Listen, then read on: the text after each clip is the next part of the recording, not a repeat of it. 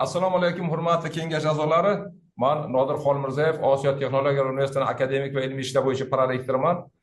Ruxsat bersanglar, ikki og'iz fikrimni bildirmoqchi edim Laylo Alxamonova to'g'risida.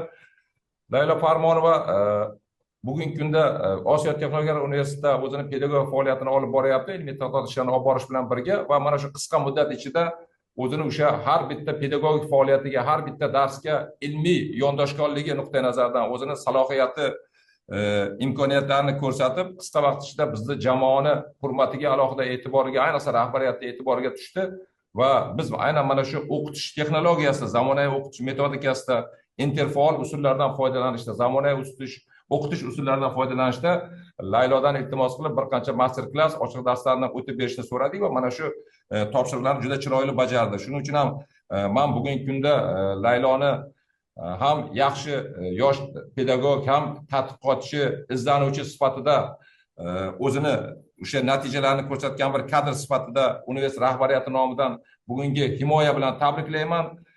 Bundan keyingi ilmiy pedagog ishlariga, tadqiqot ishlariga muvaffaqiyat tilayman va hurmatli kengash a'zolaridan mana shu ishni yakunida dissertatsiyaga ovoz berish jarayonida Laylo Parmonovani qo'llab-quvvatlashlarini so'rab qolaman.